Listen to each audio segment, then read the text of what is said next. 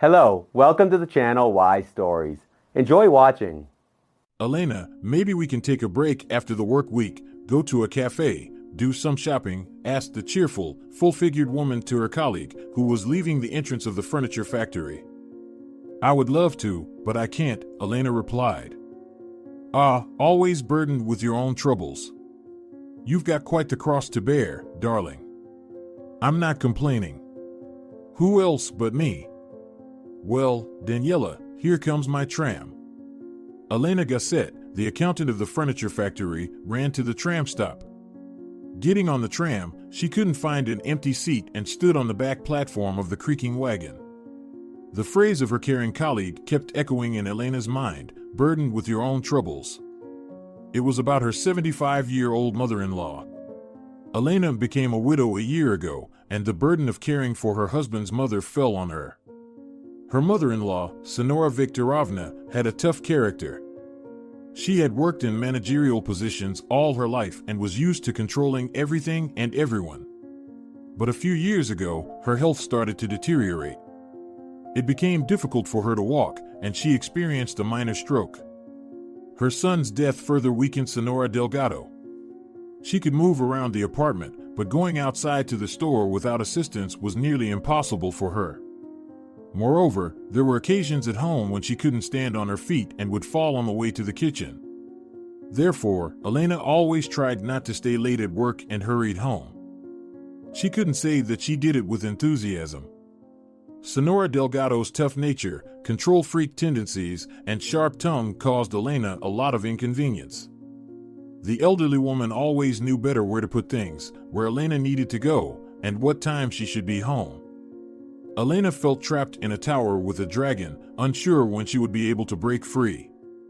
There were days when Elena just didn't want to return to her mother-in-law. She struggled to keep inside her irritation and anger, not to lash out at the frail woman. But Elena understood that there was no one left for Senora Delgado except her, and taking care of her was the best way to honor her late husband's memory. On this day, Elena was not particularly cheerful either. She knew that she would have to give the routine report of the day and listen to orders from Senora Delgado. Upon arriving home, Elena opened the front door, entered the hallway, and heard her mother-in-law talking to someone on the phone. "Yes, you won't believe how everything has worked out," Senora Delgado exclaimed enthusiastically. She could speak in such a tone only with her longtime friend, Senora Fuentes. Elena decided not to enter the room and waited for the conversation to end. "Elisa, now I'll successfully sell the apartment, live my last days with dignity, and free my daughter-in-law from her responsibilities. Yes, I signed the contract today. I have all the documents in my hands."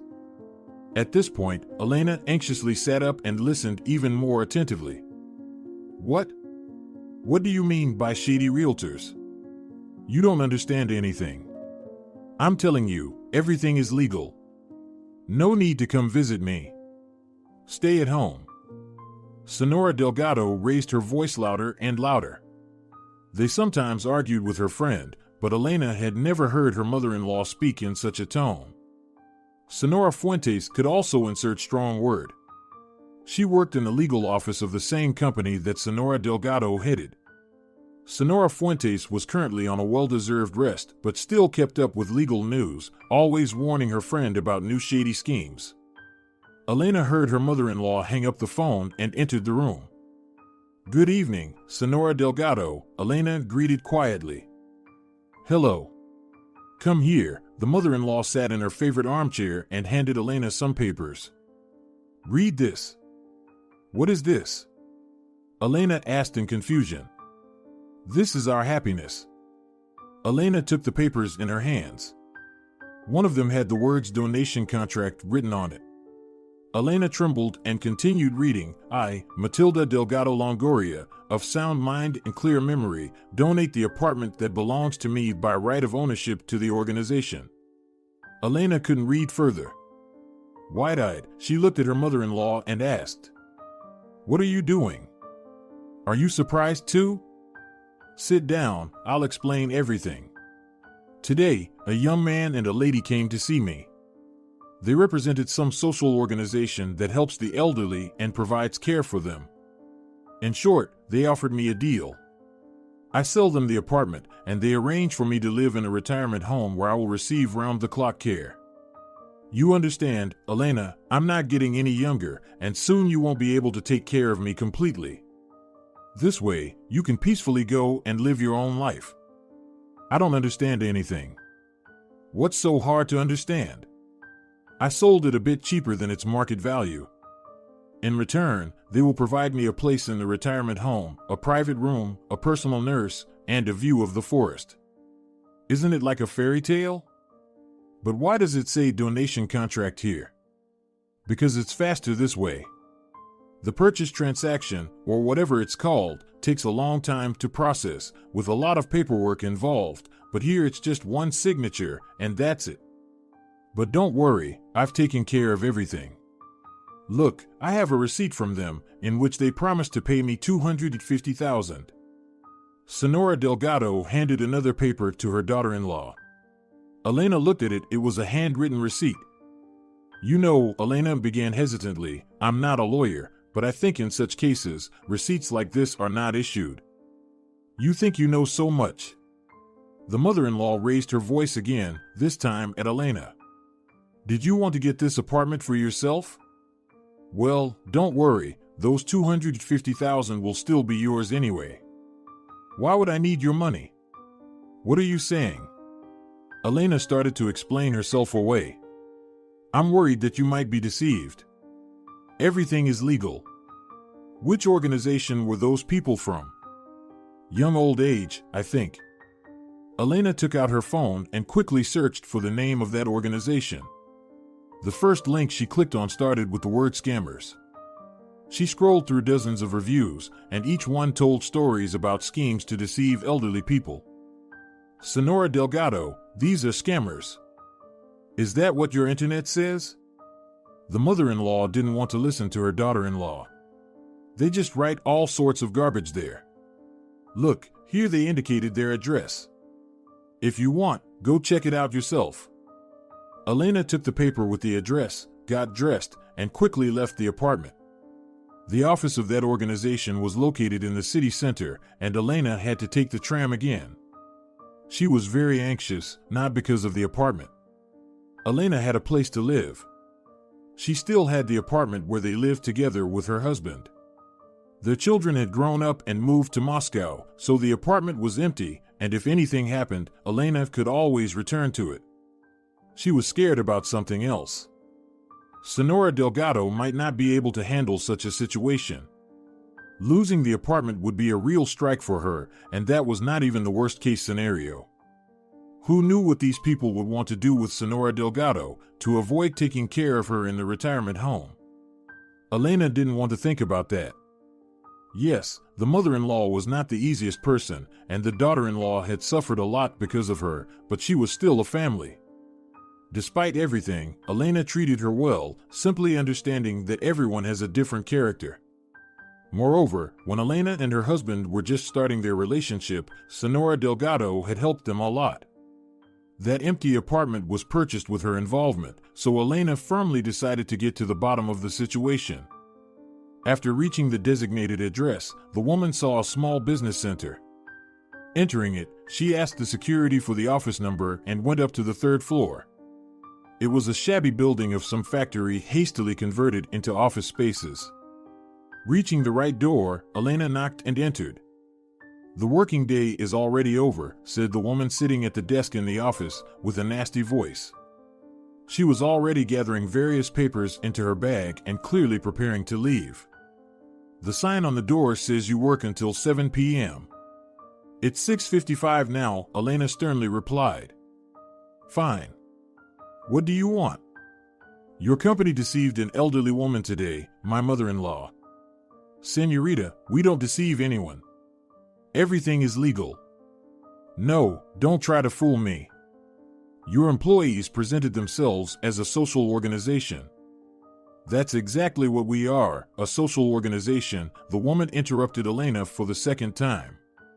A social organization that deceives elderly people? I read reviews about you. I demand that you immediately terminate all the contracts. Calm down, young lady, calm down. We conclude all contracts in accordance with the requirements of the law, so nobody here will terminate anything for you. Then I will file a police report against you. Go ahead, write it. You're not the first, so to speak. First, people don't take care of their elderly relatives, and then they come here to complain. You don't even try to hide it. What are we not hiding? That people like you want to quickly get rid of their elderly relatives? How dare you? Elena couldn't believe her ears. The woman was openly explaining their scheme without any shame. What? How dare I? We're doing you a favor. What do you think? We don't have any retirement homes, and we just decided to take away your naive relative's apartment. No, we actually send the elderly to places where they will be taken care of, even better than you. It's just that they have to pay for it with a whole apartment. Well, what did you expect? It's business, it's the times we live in. See you in court, Elena said harshly and walked out of the office. She couldn't believe what was happening to her. Scammers were sitting in the city center and not even hiding their dark intentions. What good would it do her if they actually sent Senora Delgado to a retirement home? She wouldn't live there for long anyway, knowing that she had been deceived. No, she had to find a way to expose these people no matter what, and Elena headed to the police station. She had never filed any reports or been involved in legal proceedings before, but now she was prepared for anything, so strong was her anger towards these individuals. The police station was located not far from the office center. Elena reached it on foot in just 10 minutes. Stepping inside, she saw a sign that read Duty Part. Elena approached the box beneath the sign. Hello. I would like to file a report, she said. Take the form and write, the officer at the duty part replied mechanically, handing her the form. He was sitting on the phone and didn't even look at who was standing in front of him. Elena spent a long time writing the report, carefully choosing her words. She wanted the police to investigate everything as quickly as possible. After filling in all the fields on the form, Elena handed the report to the officer on duty. He finally looked away from the screen and began reading the report. Okay, full name, address, phone number. All right, the officer's eyes quickly scanned the lines on the form. Oh, young old age?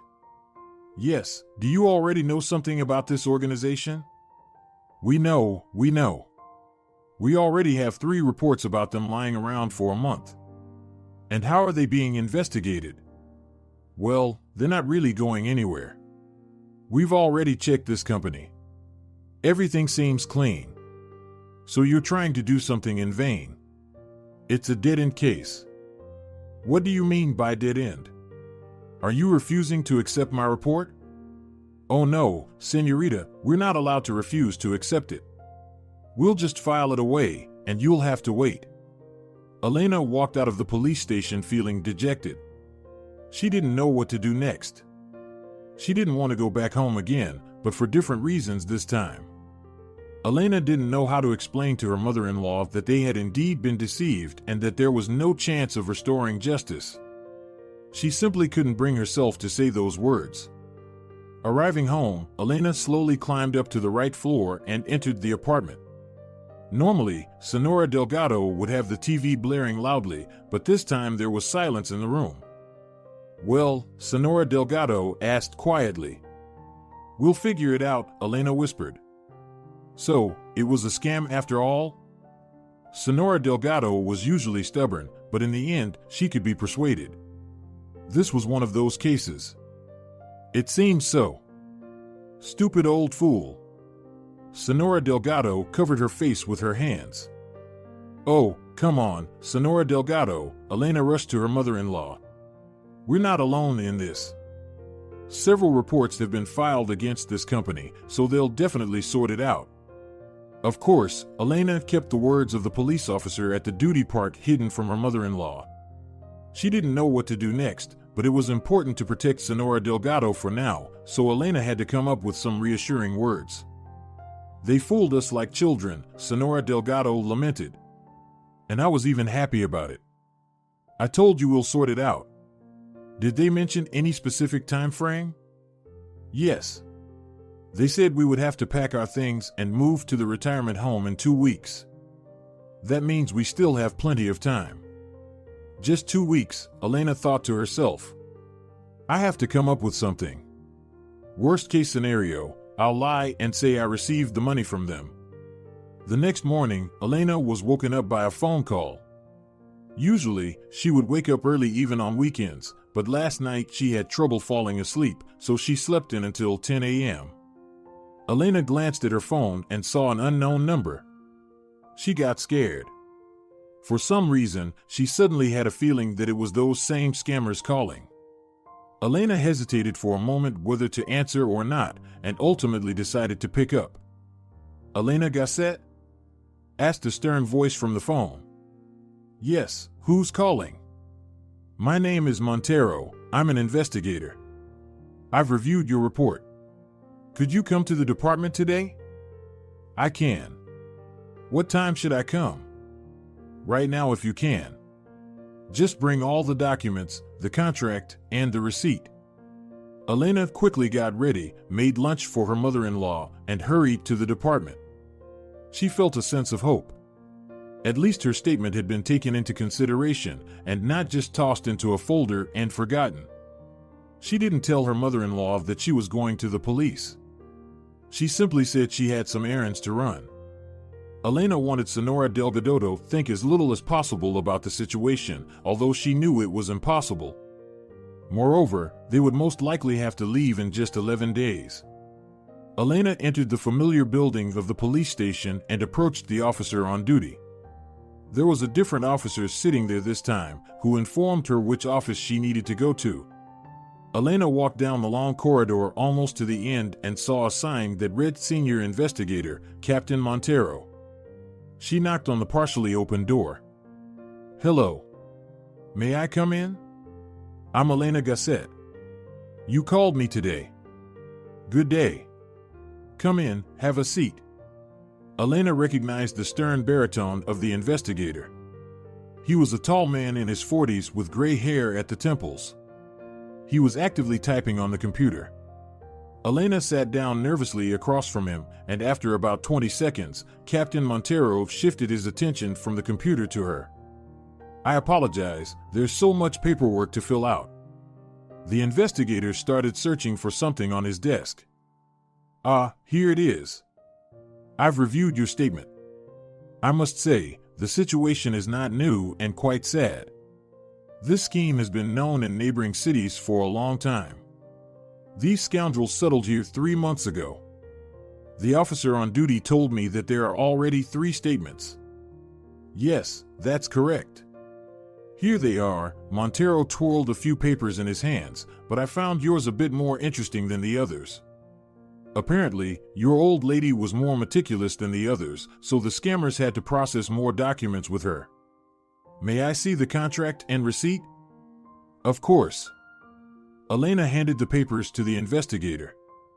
Interesting, said Montero, studying the documents. But I must say, I expected more.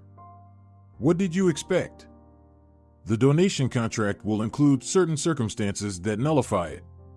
You simply stated in your statement that they assured you in a written form about all the details of the transaction. I mean, promises about the nursing home, care, and so. But such information cannot be included in such documents, which makes it invalid. But no. These guys made up everything correctly. And what about the receipt? Well, the receipt is interesting. With other victims, everything was handled through written assurances. But in your case, what was her name? The investigator looked at the statement. Matilda Delgado requested some written commitments. So, does this receipt have any legal weight? Unfortunately, no. A receipt is given when it comes to lending money, but here it's just a promise to transfer money, so any court would dismiss such a piece of paper. But in any case, it's something new. We have at least a sample of their handwriting and their employee's signature. So, if you don't mind, I'll scan this document. I don't mind, of course. But what should we do about my mother-in-law? I'm a straightforward person, so I won't hide anything.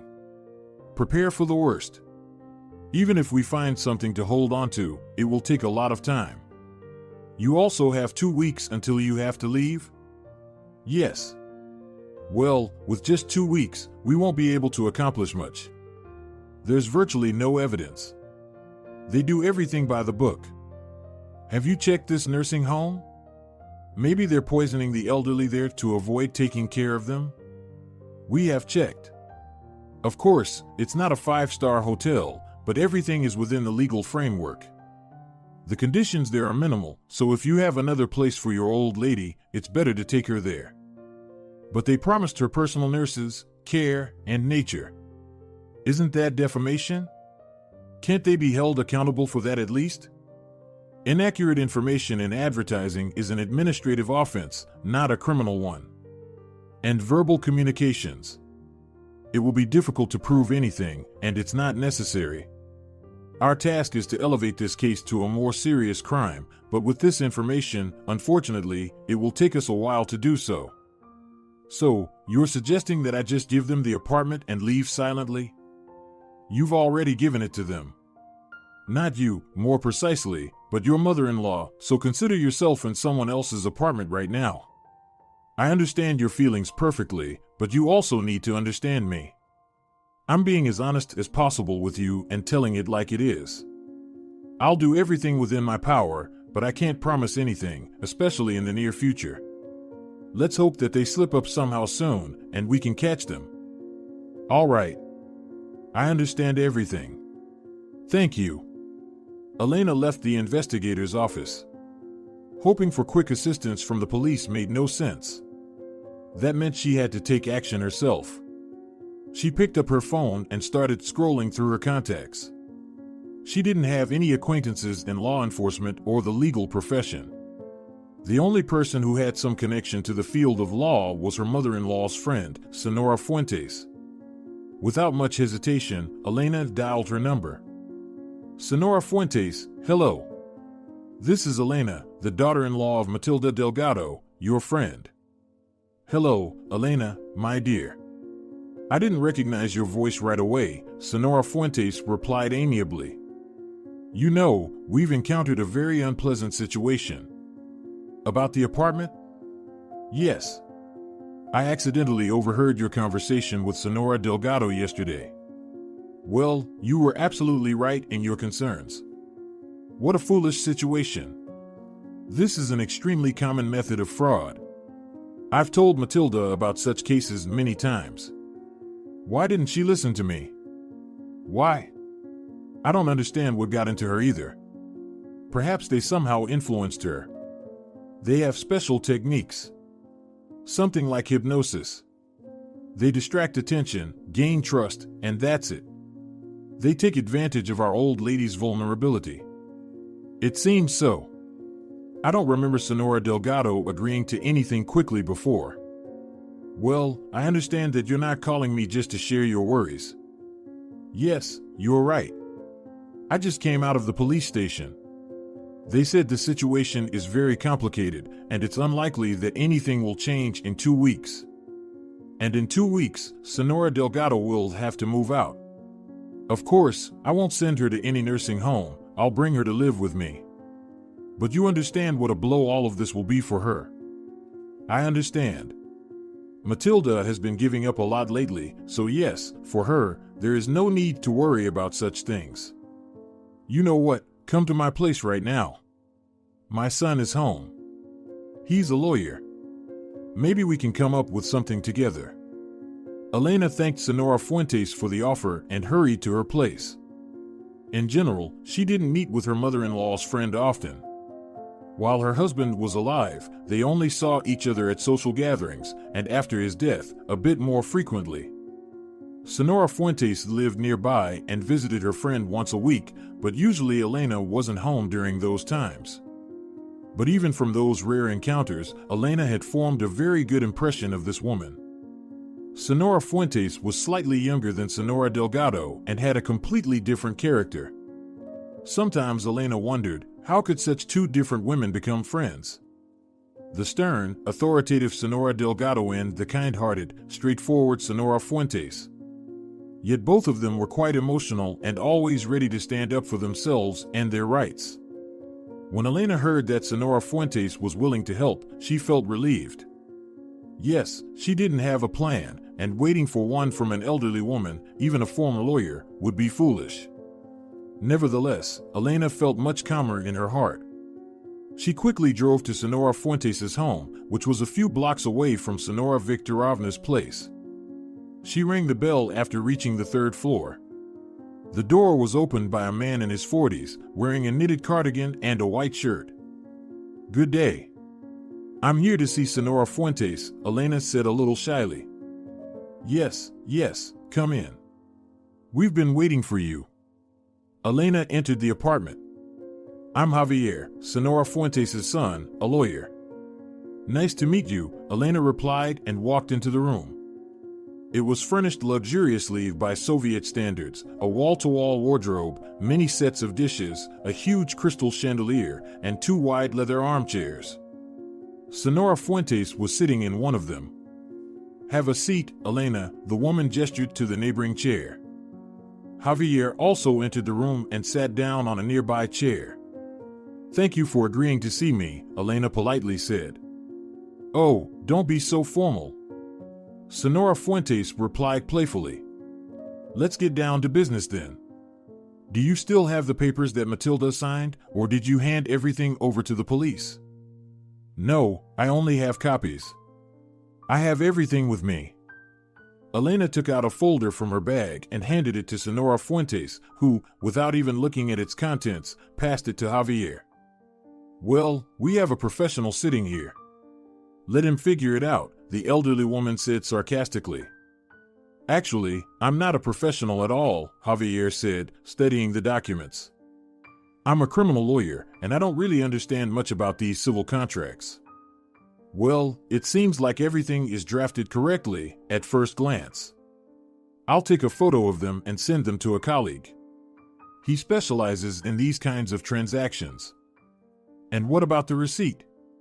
"Please have a look at it," Elena requested. "Same thing.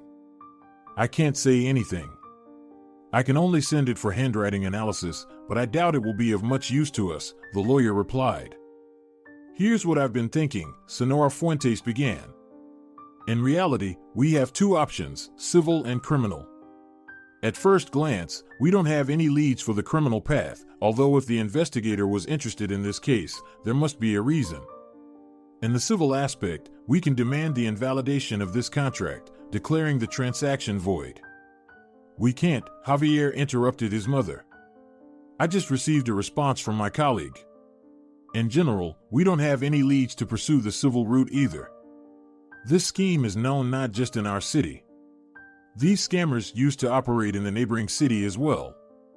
He writes that they've tried lawsuits and pretrial negotiations from every angle. It's all pointless.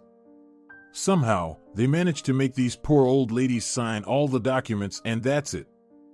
"Well, that's even better," Senora Fuentes said cheerfully. "I'm sorry, but why is it better?" Elena wondered. "Because we're left with the opportunity of catching them on criminal charges. And if we successfully resolve the issue, not only will we be able to get back your mother-in-law's apartment, but we'll also be able to put this whole gang behind bars for a long time." "It sounds tempting, of course, but you yourself said there are no leads."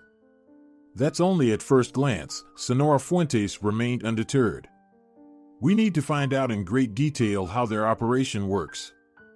I can't believe that someone like Matilda could have signed everything so calmly." "That's right, she didn't just calmly sign everything.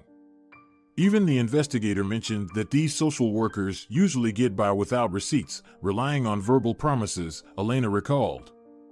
Still, the fact that they managed to appease her with just one receipt, which, by the way, has no legal power, is strange. "But she didn't know that the receipt had no legal power, did she?" Javier countered.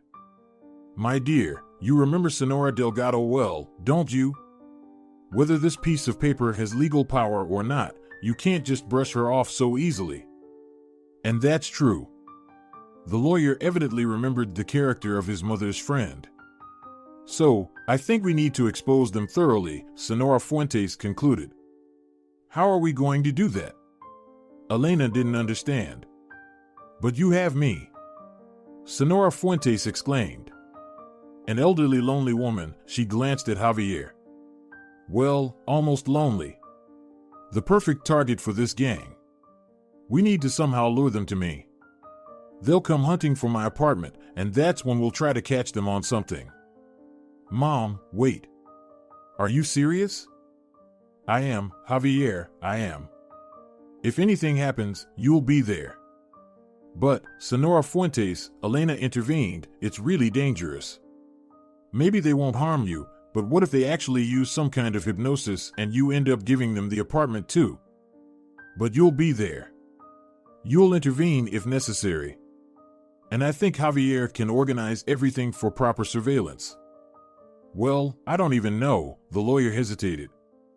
Do you have any better options? Senora Fuentes asked. No, Javier shook his head. If it were another woman in your place, I would have been the first to suggest using her as bait. See, that settles it. I don't want to hear anything else. It's decided.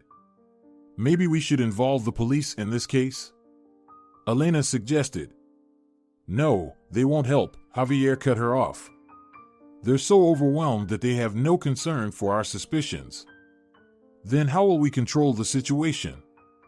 What if we can't intervene in time? We'll install surveillance cameras in the apartment, the lawyer answered. Wow, do you have special equipment? No.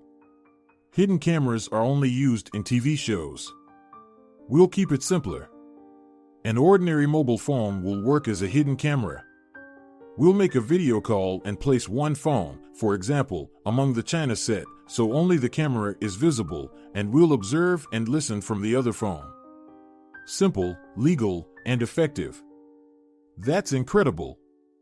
Elena was amazed by the simplicity of Javier's idea. What did you expect? Senora Fuentes asked. These lawyers are under strict surveillance nowadays. You can't make a single wrong move. But still, Elena was worried about her mother-in-law's friend. Maybe I should at least call the investigator. He seems like a competent person. Don't, Elena, Javier firmly said. You see, they have everything according to their instructions, surveillance, warrants. They'll ruin our whole operation and most likely send us far away. Elena let out a heavy sigh. She had always lived by the rules and had never engaged in such self-initiated activities. Neither she nor anyone in her circle had ever had any problems with fraudsters or the police, so she felt like she was in a TV show. Only this time, she had to play one of the leading roles against her will. Just a moment, how do we lure them to you? Senora Fuentes asked. Here, in the contract, there's an address and a phone number. Elena pointed to one of the papers. Maybe you can call, say that you heard about them from your neighbor, and as a lonely woman, you're in great need of their care. Great idea, Elena. Javier, give me that paper. Senora Fuentes took out her mobile phone, dialed the number, and waited for a connection. It's not available. That's strange. Maybe they don't work on Saturdays? Elena suggested. Unlikely. Every client is worth their weight in gold to them. Such companies should be available for calls around the clock. Something else is going on. Maybe I scared them off? Elena remembered her visit to young old age yesterday. When I was there yesterday, I threatened to report them to the police. Perhaps they got scared and decided to leave the city. That's a possibility, Senora Fuentes pondered. What if they didn't have time to gather their things within a day? Javier joined the conversation. Maybe they disconnected the phone, but haven't left the office yet. They wouldn't want to lose a client who would come to them willingly. What do you mean? Elena asked. I mean, we should go to them right away. Senora Fuentes didn't give her son a chance to reply. The three of them quickly gathered and got into Javier's car. Within 15 minutes, they arrived at their destination. There she is, look. Elena pointed to a woman with a bag coming out of the office building. I spoke to her yesterday. Well, then, watch closely. I'll give you a master class, Senora Fuentes said as she prepared to get out of the car. Mom, wait. Javier stopped his mother and reached into the glove compartment. He took out a phone and called it from his own phone. Put it in your pocket, just in case. We'll be listening to you. Senora Fuentes took the phone and got out of the car. Looking around, she headed towards the woman who had walked in the opposite direction from the office building. Yes, Senora Fuentes was energetic beyond her years. At 69, she could outshine the youth not only physically but also psychologically. Not many people would agree to embark on such an adventure, and it was unclear what motivated her more, the desire to help her friend in trouble or the curiosity to participate in a risky endeavor. Senora Fuentes caught up with the woman briskly, took a moment to catch her breath, and called out to her. "Excuse me, please." "What's the matter?" The woman turned around. "I feel so embarrassed to ask, but," Senora Fuentes spoke in a plaintive voice, "I think I'm lost. I left home wanting to go to the management company. I guess I'm just getting old. Do you have your phone with you? Have you called any relatives? Having a phone is one thing, but what good is it? I have no relatives left, they've all dispersed, leaving me alone." "Well," the woman pondered, "what should I do with you? Do you at least remember your address?" "I remember the street, but the house, not so much." "How can it happen?" "Let me drive you to the street. Maybe you'll recognize the area when we get there." "Oh, my dear, you're my savior." "Thank you." "Just hold your thanks. I haven't done anything yet." "Which street is it?" "San Nicolas." "We'll get there quickly." The woman took Senora Fuentes by the arm. "Let's go. My car is parked not far from here." Elena and Javier observed everything from their car. "What should we do?" Elena worried. "Let's follow them carefully." Javier shifted gears and drove off cautiously. The woman led Senora Fuentes to the car, got behind the wheel, and headed towards San Nicolas Street, where both Elena's mother-in-law and her friend lived. "Do you think she took the bait?" Elena asked. "It seems so." Javier followed the scammer's car while maintaining a distance. "This lady doesn't seem very compassionate. She wouldn't help just like that." She smelled an opportunity. 10 minutes passed, and the phone remained silent. Elena and Javier started to worry a little. Perhaps the connection was lost? But as they turned onto San Nicolas Street, the woman asked Senora Fuentes, "Well, do you recognize the neighborhood?" "I do, my dear, I do." "Let me go on by myself." "No, let me drive you right to the entrance." Senora Fuentes began giving directions to the woman on how to reach her home. Within a couple of minutes, the car arrived at its destination. Elena and Javier parked in the neighboring yard. "Now I won't let you go so easily," Senora Fuentes said with concern. "Come in, I'll make you some coffee." "I would love to," the woman said, clearly understanding that she had found her last victim in this city. They slowly made their way up to the apartment. Senora Fuentes pretended to be a frail old woman, so she tried to move as slowly as possible. In the apartment, she seated the woman in a chair, transferred the phone from her jacket to her pants pocket so that Elena and Javier could hear everything, and went to the kitchen to brew some coffee. "So, you were saying? No one from your relatives takes care of you?" the woman asked. "They've all dispersed. They have nothing to do with me," Senora Fuentes fabricated a story on the spot. "I never asked for anything, always did everything myself, shopping, going to the clinic, collecting money. But in the past few months, I've been feeling really bad. My legs sometimes give out, and now my head too." "What's your name, dear?" "Irene. I think you're very lucky to have met me today." "Yes, you've helped me a lot. I don't know how to thank you. And not just for that. Soon you'll want to thank me even more." Senora Fuentes feigned confusion on her face. The scammer, Irene, continued. You see, I work for a social organization. We provide assistance to lonely elderly people, ensuring them a dignified old age. You're such a good girl. How do you do it? It's simple. We offer you a place in a wonderful nursing home by the river with a view of the forest, nice renovations, caring staff, and most importantly, you won't have to make any monthly payments. You'll have a personal nurse, constant support, and medical examinations. Basically, everything you want. You describe it so beautifully. But I have no savings. Everything goes towards medication. You won't need to pay anything, I'm telling you. But you must have some benefit from this. I'll be honest, there will be benefits, of course. Firstly, such organizations receive support from the government. There are certain benefits for charitable activities. And secondly, tell me, what do you plan to do with your apartment? I don't have any plans. I'll wait for my death, and it will pass on to someone among my children and grandchildren. Someone among those very children who left you here alone, who don't visit you and don't help you in any way. Well, they're still my children. It's customary, the old die and leave their property to their children, no matter what they're like. You're such a kind-hearted person, Grandma. But I have a better idea. Our organization will help you sell this apartment at a good price, and you can do whatever you want with the proceeds. You can give some to your children, save some, go on a trip, or spend it on treatment abroad. If anything, we'll help you organize it all.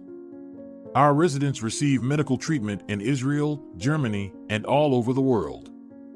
Oh, that would be simply wonderful. Of course, at my age, I'm not up for traveling, but at least I can help my children. They say there's a crisis on TV right now. I've even considered selling this apartment myself. Why does an elderly woman need so many rooms? But I got scared of dealing with those. What are they called? Realtors, right. And here, if you handle everything yourselves. Of course, we'll handle everything. And I'll be honest with you, this is where our second benefit comes in. We will allocate a percentage of the sale to our social organization. This money will be used exclusively to help other lonely elderly people. Well, at the end of life, I can do a good deed. Oh no, what are you talking about? It's not the end. Consider that everything is just beginning for you. You managed to make me happy, my dear. So what do I need to do for this? Do I need to sign some documents, come to you? You don't have to go anywhere. Our representative will come to you today, explain everything in detail, prepare the necessary paperwork, and show you what needs to be signed. All you need to do is prepare your passport. We will take care of the rest. I'm so happy for you. You're extremely lucky today. When will they come? Right away? No. Will you be home from 5 to 6? Where should I go? I'll definitely be home. All right. At that time, a young man from our organization will come to you. The woman said goodbye to Senora Fuentes and left. Javier and Elena waited for her to leave the entrance, then got out of the car. They had 3 hours left to prepare for the operation. They went up to Senora Fuentes' apartment. Mom, you're incredible. Javier admired Senora Fuentes' acting skills. It's all about skill, you know, the elderly woman modestly replied. Listen, this is all great, but do we have a specific plan of action? Elena asked. We'll work on that now. Javier walked around the room, examining every corner. I think we'll install the camera here. He pointed to the central compartment of the long cabinet on which a crystal set was displayed. I happen to have a white phone case. I don't think it will be visible.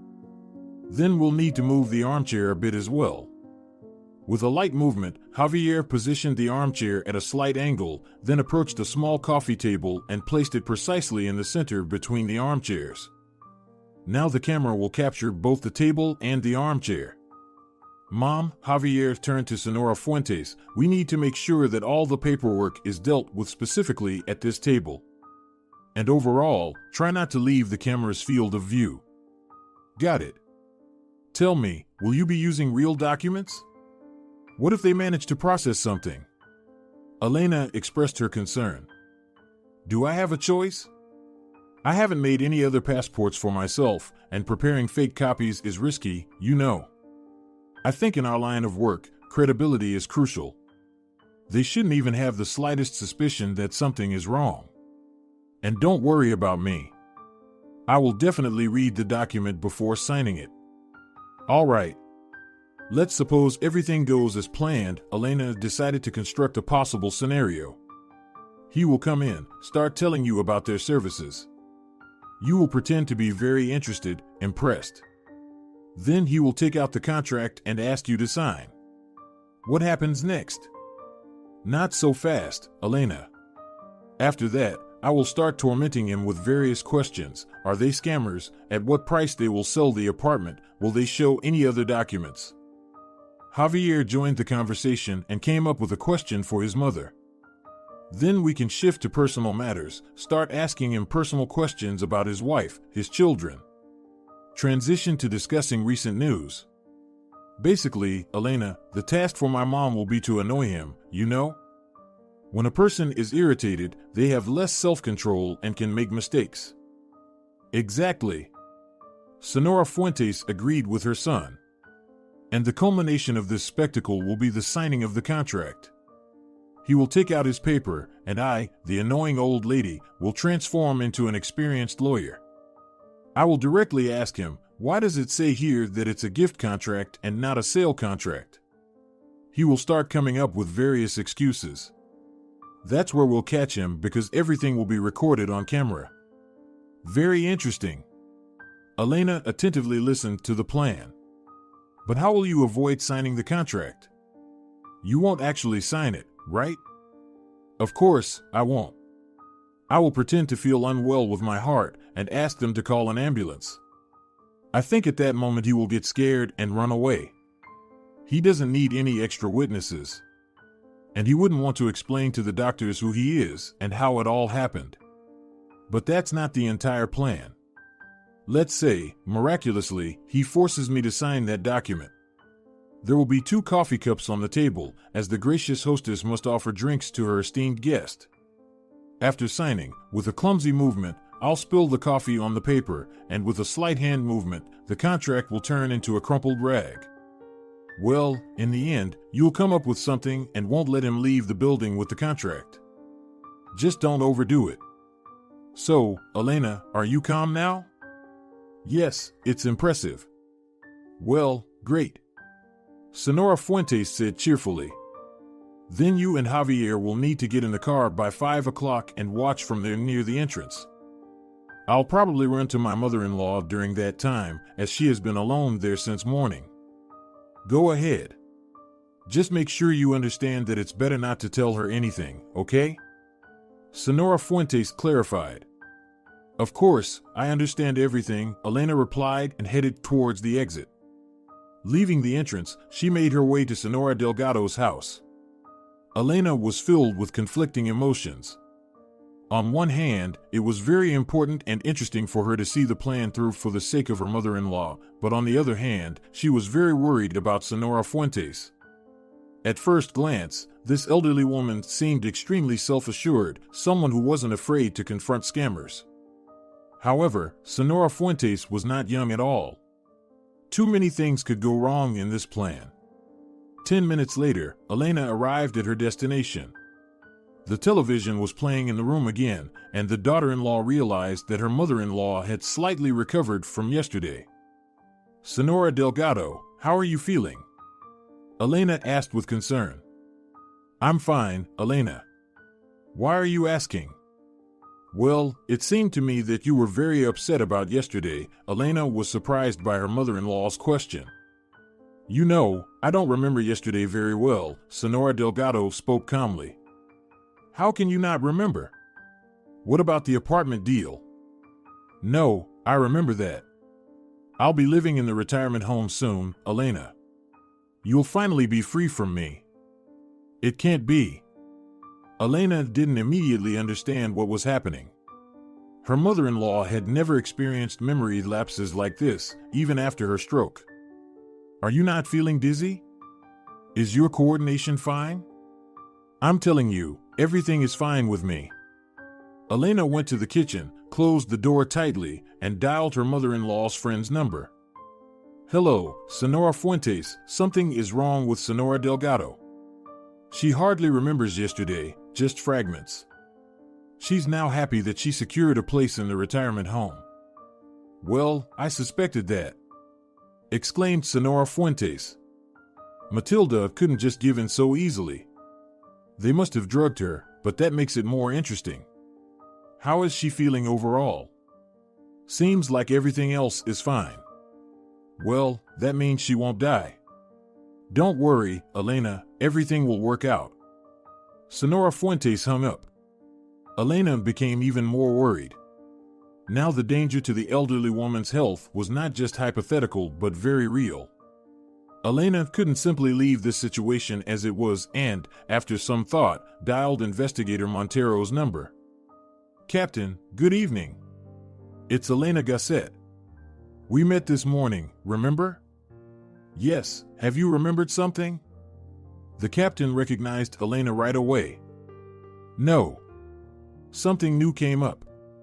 Well, my mother-in-law started having memory lapses. I've never seen that before. I think they drugged her yesterday. Interesting. Send her for a blood test at the clinic. I'll arrange for it to be done quickly. But that's not all. The thing is, my mother-in-law's friend and I decided to, how should I put it? Enhance the evidence. And today, someone from the same organization will come to her to sign a contract, and the whole process will be captured on camera. Of course, this woman won't sign any contracts. Have you lost your mind? Montero interrupted Elena. What kind of self-initiative is this? Playing detectives, are we? But Captain, we didn't have a choice. Time is running out. They'll take the apartment soon. And because of that, you are putting another person's life in danger? The captain paused for a moment. All right, what time is this event of yours? The representative from that organization is supposed to come between 5 and 6 o'clock. Damn. That soon. I'm currently in another city. I won't be able to make it by 5. I'll try to be there by 6. What's the address? San Nicolas Street, House 35, Apartment 12. Noted, wait for me. Be careful. All right, maybe you'll send someone else to us. No, that's impossible. On what grounds? Anyway, try to prolong the process as much as possible. After that conversation, Elena felt a little more relieved. Now Senora Fuentes would have some form of security in the person of Investigator Montero. Elena looked at the time. The clock showed 3 p.m. She decided that it was necessary to take Senora Delgado for an examination. If the test results showed the presence of any substances in her blood, it would be solid grounds for police intervention. Without much hesitation, Elena called a taxi and entered the room. Senora Delgado, do you remember when the local doctor once told us about a special blood test for comprehensive diagnosis of anemia? Elena decided to latch onto the recent words of the visiting medic to her mother-in-law. Of course, I remember. It's still quite expensive. I hope you're not suggesting I should do it. Yes, that's exactly what I'm suggesting, but you don't have to pay a huge sum for it. There's a current promotion, it's free for elderly people. Until when is the promotion? Until today. And why didn't you say anything all this time? Get ready, we'll go. Elena knew that Senora Delgado wouldn't miss the opportunity to get the test done for free, even though she didn't really need it. 5 minutes later, the taxi arrived, and Elena and her mother-in-law headed to the polyclinic. There were almost no traffic jams on the weekend, and within 15 minutes, the car arrived at the destination. Elena escorted Senora Delgado to the polyclinic, seated her on a chair in the corridor, and approached the registration window herself. Speaking quietly so that her mother-in-law wouldn't hear anything, she asked, "Hello. Where should I go for a blood test?" "Which one?" the woman asked sternly. "How do I put it?" Elena couldn't come up with the right wording. "It's for testing different substances." "What?" The woman didn't immediately understand what Elena wanted from her. "Oh, are you from the investigator's office? You should have said so right away. We were informed. Go straight down the corridor to room 14. Elena and Senora Delgado reached the laboratory. Listen, why isn't there a queue for such an unprecedentedly generous attraction? Her mother-in-law wondered. Well, it's Saturday today, the last day, and elderly people don't work. So they all came on weekdays and got it done. Elena found this excuse convincing. To her relief, the medical worker who took the sample was silent, and surprisingly, Senora Delgado didn't ask any unnecessary questions. After a quick analysis, they stepped out into the corridor to wait for the results. Just 10 minutes later, the healthcare worker came out and silently handed Elena a piece of paper. "Well, what does it say?" Senora Delgado asked. "I can't see anything without my glasses." Well, Elena scanned the unfamiliar numbers with her eyes. Everything seems to be normal. Finally, she reached the last line, where it was written in bold letters, "Not detected." "Yes, everything is perfectly fine. Let's go, I'll call a taxi now." Elena didn't even know whether to be happy or not. It seemed that now she didn't need to worry about the health of her mother-in-law or Senora Fuentes. It was unclear what to catch these scammers on. What could she show Investigator Montero? It all depended on today's operation, which was less than 1.5 hours away. The taxi quickly arrived at Senora Delgado's home, and Elena accompanied her into the apartment. "I'll call Liza now and brag to her," Senora Delgado proudly said as she entered the room. "Maybe it's better not to?" Elena didn't have a chance to warn Senora Fuentes about the examination, and her mother-in-law's call could cause some misunderstanding. She simply won't have time since today is the last day. "Yes, you're right. I should have called earlier. Why do they inform about their promotions so late?" Elena didn't answer that question, but only informed Senora Delgado that she would have to go again in the evening. "Why are you running around so much? You used to stay home on weekends, and now you're running back and forth," her mother-in-law asked skeptically. "Well, my friend came from the capital. We studied together at the institute, so I'm showing her our city." "Oh, after the capital, our city will be very interesting for her, of course," Senora Delgado commented sarcastically. "All right, go in peace. Don't worry about me. I'll cook dinner for myself." Elena was glad that her mother-in-law was in a good mood. After waiting for another half an hour, she gathered her things and headed to Senora Fuentes' house. She and Javier had agreed to meet a little before 5 o'clock. When Elena arrived at the house, she saw that Javier was already sitting in the car. He looked very tense. No wonder. Soon his mother was supposed to let the scammers into her apartment. Elena opened the car door and sat in the front seat. "Well, how is Senora Delgado?" "Mom told me that you called her," Javier asked anxiously. "Everything is fine. I took her for examination, and they didn't find anything." Javier let out a sigh of relief. They sat in silence for a couple of minutes until Elena decided to inform the lawyer. "I did call the investigator after all. He said he might be able to come by 6. "What?" "But I asked you not to, Elena. This could disrupt the whole operation." "What was I supposed to do?" "Maybe Senora Delgado's life was in danger. I had to call to arrange the examination. I didn't know back then that they wouldn't find anything. And I also informed him about Senora Fuentes." "All right. Maybe you're right." Javier leaned on the steering wheel and fell into thought. It was already 5 o'clock on the clock. Elena looked at the phone, which was mounted on the car's dashboard. It displayed a panorama of Senora Fuentes' living room. The woman sat calmly in her armchair, flipping through a newspaper. Javier kept a close eye on the entrance to the building. 10 minutes passed, but no one resembling a representative from the social organization entered.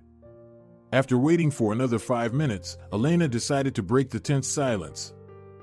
Javier, tell me. I don't know why I even wanted to ask this question. Maybe it's important to me. Were you acquainted with my husband, Luis?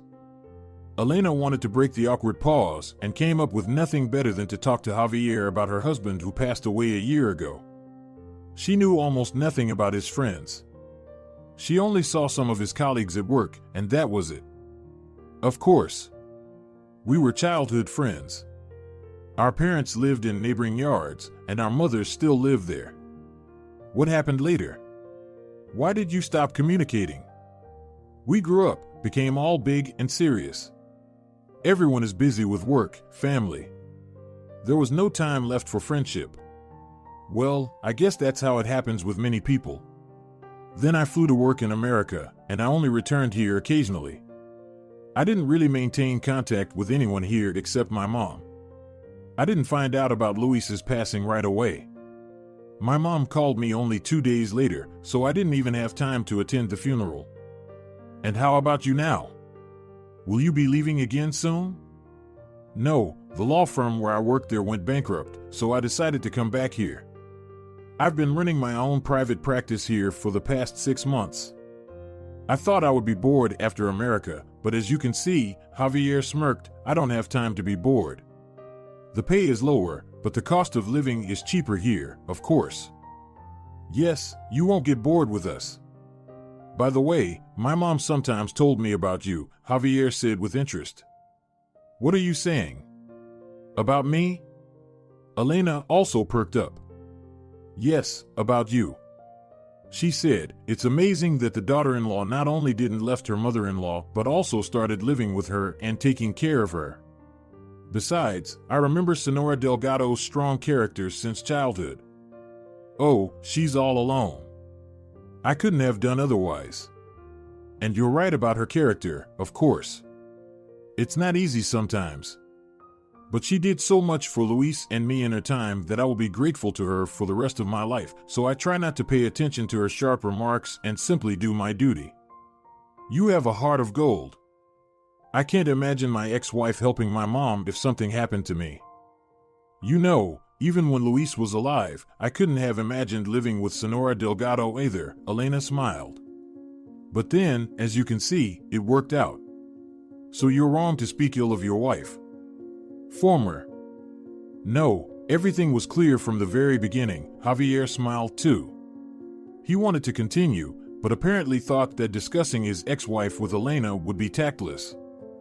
You can't determine in advance how a person will behave in a difficult situation.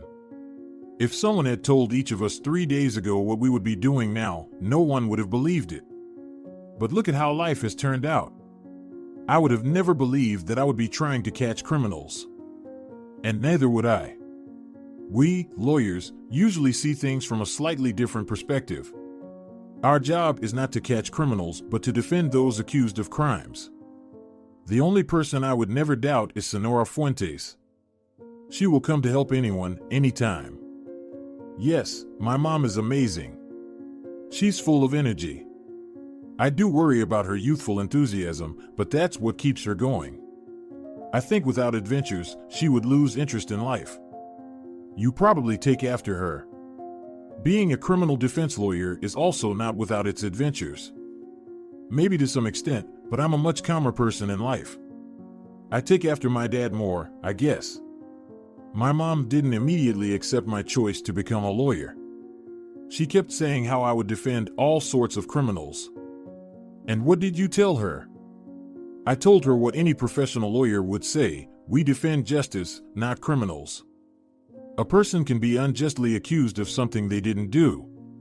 That's when we come to their aid. But very often, criminals are caught at the scene of the crime.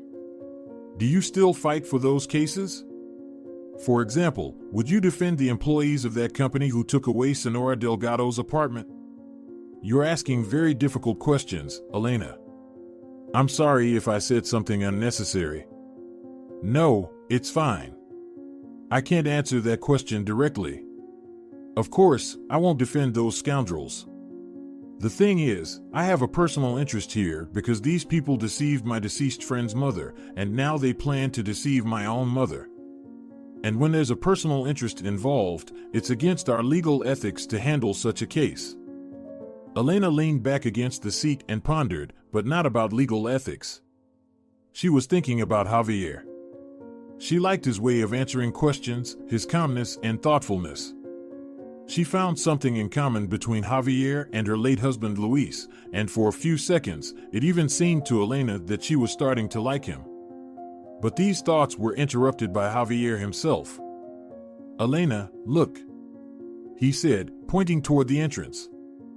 A young man in a suit with a leather shoulder bag was standing near the intercom. "I think that's our guy. Maybe just a neighbor?" Elena looked at the live feed from the apartment. "Either way, we'll find out soon." A few seconds later, Javier and Elena heard the intercom ringing through their phones. Senora Fuentes got up from her chair and went to the hallway. "Hello. I represent a social organization that helps the lonely elder people. Our employee told us everything about you." The microphone of the phone, lying on the service tray, barely reached the corridor, but snippets of conversation could be heard. Senora Fuentes didn't keep the scammer waiting at the door and immediately invited him into the room. "I've been waiting for you here. I've been on edge for 20 minutes. The woman once again appeared as a frail, anxious old lady. "Well, I apologize. I have a lot of things to do. I have to visit everyone, help out," the employee explained his delay in a polite tone. I understand.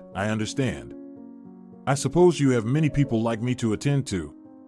"Quite a few, but you can't fit everyone into the retirement home, as you can imagine. So you're very lucky. I don't even know why I'm so fortunate." "Oh, right. I didn't even offer you coffee. I wouldn't say no to coffee." Senora Fuentes went to the kitchen. Javier and Elena carefully watched the scammer. The unremarkable young man with glasses and neatly combed hair began to examine the apartment. At one point, he approached the cabinet, probably to assess the crystal set. Elena thought he would notice the phone with the camera on and everything would be ruined. But no. After looking at the crystal for about 10 seconds, the young man shifted his gaze to something else. "And here I am." Senora Fuentes entered the room with a tray holding a coffee pot and 2 cups. "What a caring hostess you are." The man ingratiated himself. "Well, why not take care of such an esteemed guest? What did you say your name was?" "I'm Alberto, the assistant to the manager." "Why so modest? You're already a grown man, and just an assistant." Senora Fuentes began to implement her plan of psychological pressure on the scammer. "Well, why not? I'm still a young person." "That's what you think. Youth, you see," she paused. "Before you know it, it's old age. So you need to work more." "Well, I am working." The scammer's tone became less polite. "Let's get down to business then. I need your passport." "Here, I've prepared everything, just as you asked." Elizaveta pointed to the table where the passport lay. "Have a seat." "All right, let's fill out the forms." The man sat in the armchair, took out some papers, and started flipping through the passport. "Ah, so you're Senora Fuentes." "That's right." "And what are you flipping through there, Alberto? Trying to check my marital status?" "Oh no, why would I need to know your marital status?" Most likely, the man wanted to gather any information about the elderly woman's relatives. "Then why were you flipping through it?" Senora Fuentes didn't let up on Alberto. "I was looking for the registration. I needed the exact address. You could have just asked me. What's there to search for? Do you think I don't know my own address? Let me tell you." Senora Fuentes began to professionally giving a runaround the scammer. The camera poorly captured Alberto's facial expression, but his gestures indicated that he was getting fed up with the situation. Senora Fuentes, I beg you, don't confuse me. This is an important document, by the way. Well, let me have a look. The woman snatched the paper from Alberto's hands. Oh, a donation contract. So, am I giving you this apartment as a gift? Please, don't jump to conclusions. The man took the document back. It's necessary. Don't worry. So that you don't have to wait for the transaction to be completed and can move to the retirement home in 2 weeks. Oh, clever, very clever, but I heard on TV that a sale can now be registered within 9 days. Maybe you should watch less TV. The man was very irritated. Why are you yelling at me? The old lady is elderly, she doesn't understand everything right away. I'm just filling out very important documents, you see? And here you are with your unnecessary comments. So, where are the documents for the apartment? Like, the registry or certificate? Irene told me that only the passport is needed. And how do you think we will process the apartment without documents for it? She probably just forgot to inform you. I don't even know where these documents might be. Elena was interrupted from her observation by a phone call. It was Investigator Montero. She answered the call with trembling fingers. Yes. Are you here already? Excellent. Do you see the red Opel near the entrance? Yes, please get in it. Elena put away her phone and turned to Javier. The investigator will join us shortly. A couple of minutes later, the back door of the car opened and Montero got into the car. What's going on here? He asked angrily. We're monitoring the apartment, Elena pointed to the camera feed. Just wait. I think the interesting part is about to begin.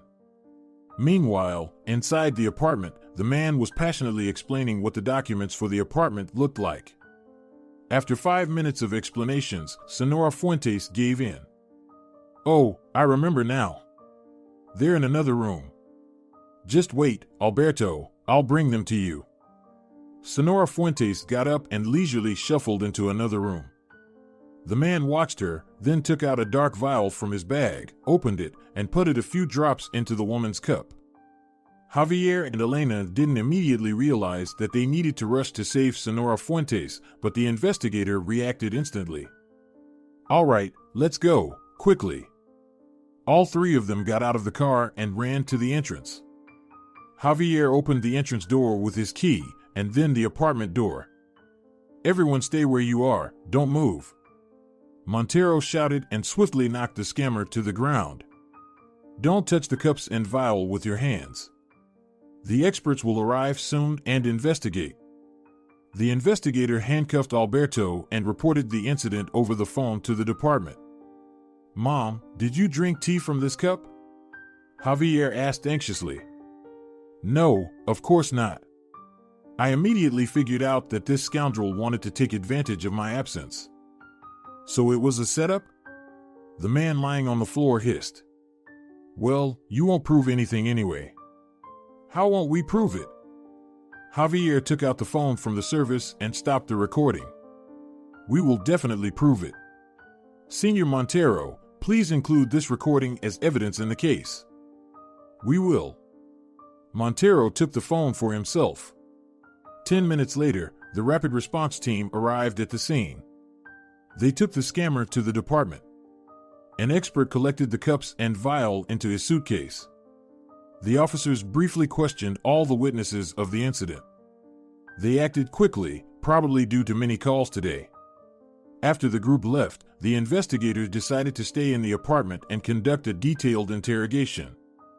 Senora Fuentes and Elena sat in chairs. Javier brought chairs from the kitchen for himself and the investigator, but Montero didn't sit down. He briefly reviewed the footage from the camera, then approached the window, thought for a moment, and turned to the seated people. Well, amateur detectives, allow me to ask you a few questions. The investigator carefully observed each person and focused on Javier. Was it your idea with the phone? Yes, Javier answered, lowering his gaze. He probably thought that the investigator would lecture him on the illegality of secret surveillance. Ingenious. Montero praised Javier. You know, for the first time in my career, I feel proud of the legal profession. With such compelling evidence, they won't be able to escape. Then he shifted his gaze to Senora Fuentes. And you? How did you even decide to do this? Sitting without work is boring, Captain, Senora Fuentes calmly replied. And I realized from the very beginning that they were using some substances. You're a very brave woman, Montero said in a serious tone, paused for a moment, and continued with bewilderment. The only thing I don't understand is why, if they use such crude methods, they weren't caught by our department or other cities. Dealing with apartments is one thing, but poisoning elderly people with unknown stuff is something else entirely. I think I know what it is, Elena said timidly. They didn't use such crude methods before. I don't understand. So why did they suddenly resort to poison in their last two scams? Montero asked. Well, first of all, it's not poison, but some kind of sedative that weakens attention and memory. And secondly, I think they had this vial with them on every deal just in case, as a plan B. It's just that they had come across quiet and naive old ladies before who were truly lonely and unhappy, and were eager for any opportunity to secure a dignified old age and help their relatives. It was enough to talk to them and persuade them to give away the apartment, so the scammers didn't need to add anything to the coffee. It all happened naturally.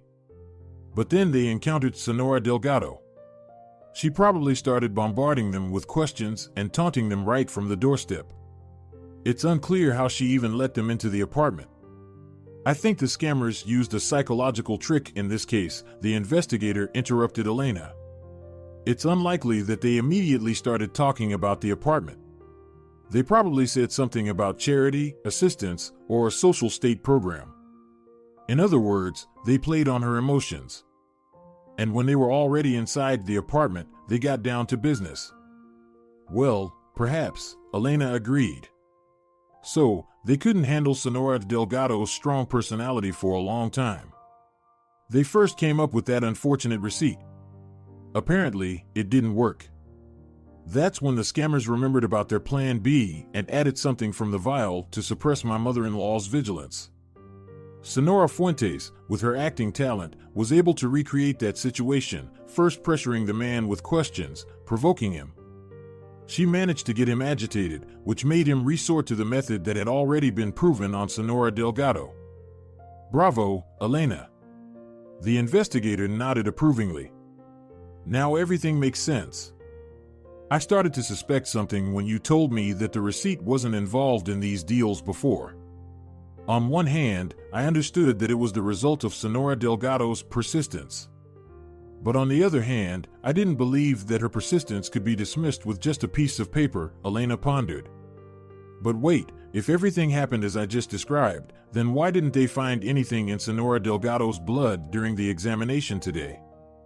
I think the results of analyzing the content of the vial will answer that question. Well, in my practice, there have been substances that are eliminated from the body within a few hours. Perhaps the scammers used something from that category. The investigator hadn't finished his sentence when a phone call interrupted him. What? How is that possible? Who interrogated him? I see. We'll think about it. Montero's face darkened. He sat down on a chair. This gifted one is refusing to cooperate. He doesn't want to turn anyone in. He claims he acted on his own discretion. He says he hasn't heard of any young old age. How could he not have heard of it? Senora Fuentes exclaimed. Why is he saying that? He could face a much longer sentence. They told him that cooperation with the investigation would lead to a reduced punishment? Yes, they probably did, Montero replied. Our young investigator interrogated him. The higher-ups ordered an equal distribution of the workload, so they assigned him. I think these employees had a third plan for unforeseen circumstances, feigning unconsciousness. There are two possibilities: either they were promised a large sum of money for it or they were threatened. I can't think of any other reason why a petty con artist would incriminate himself. What do we do now? We won't be able to hold the entire organization accountable, will we? Elena asked anxiously. We will, we definitely will, the investigator reassured her. From what I understood from your testimony, one of the organizers there is a woman named Irene, if that's her real name, of course. We need to apprehend her and confront her face to face with the con artist Alberto. And on what grounds will you detain her if this young man remains silent? Senora Fuentes asked. Based on your statement. You had arranged a meeting with her, didn't you? That's already a reason.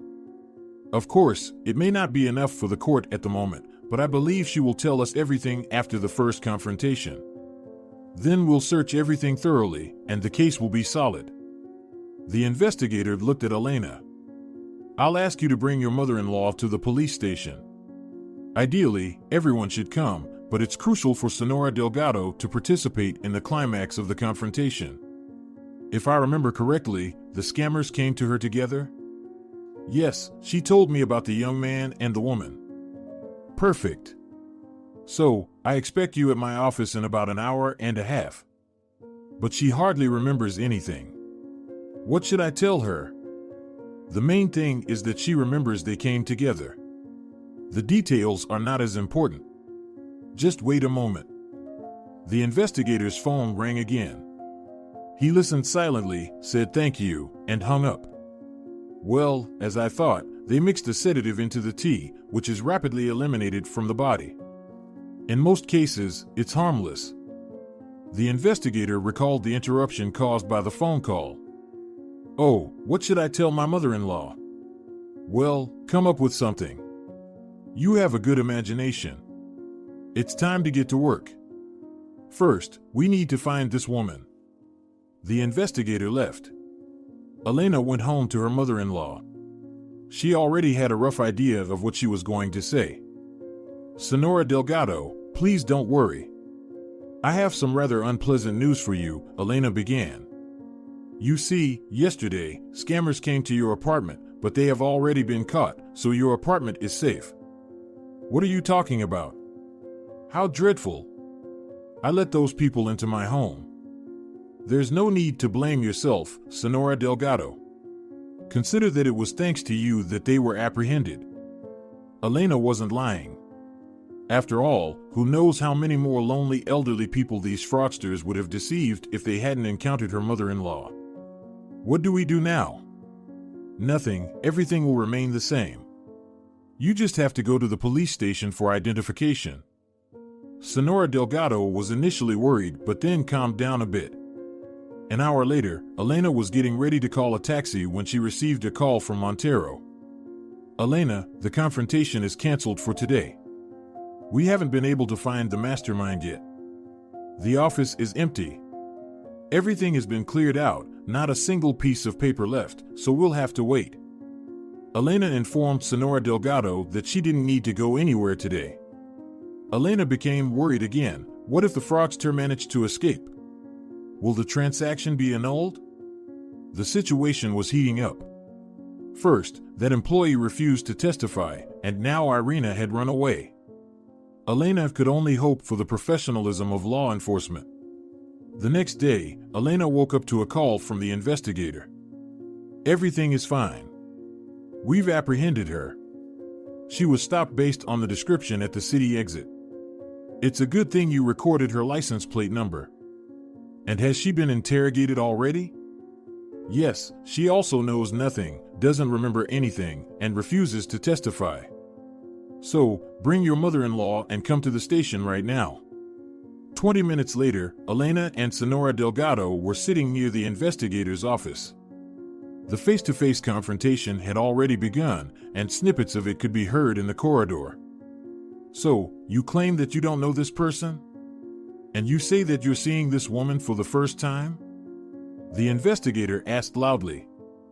The scammers refused to answer anything. Montero tried for another 5 minutes to break the suspects, but without success. He then stepped into the corridor and called Senora Delgado into his office. Senora Delgado, please tell me, do you recognize these people? Yes, of course. They came to my place 2 days ago. They promised a decent old age. The faces of Alberto and Irene immediately changed. It was evident that they realized the collapse of all their plans. "Thank you, Senora Delgado. Please sign here." The investigator handed the paper and a pen to the elderly woman. "That's it. Please wait in the corridor." Elena and Senora Delgado sat down on the chairs near Montero's office again. For the first time in the past couple of days, Elena could breathe a sigh of relief. It was finally over. A few minutes later, 2 policemen entered the office and escorted the criminals out. "Senorita Gasset, please come in," Montero's voice was heard. Elena entered the office. Senora Delgado remained sitting in the corridor. "Well, how did it go?" Elena asked anxiously. "They cracked." The investigator answered happily. "Excellent. But I didn't understand why they came to Senora Delgado together. They always operated together. The young man did all the dirty work, while the woman just sweet-talked and dulled the vigilance of the elderly. They were already planning to leave, probably to another city, but then your Senora Fuentes crossed their path. Irene quickly sent Alberto to deal with her, while she herself covered their tracks. They caught the scammer, and Irene thought she was lucky that they didn't get caught together, but she was mistaken. What despicable people they are. Yes, but thanks to you and Senora Delgado, we managed to catch them.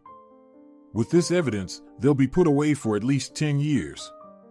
Well, I'll prepare commendation letters for you, your mother-in-law, and the defense attorney.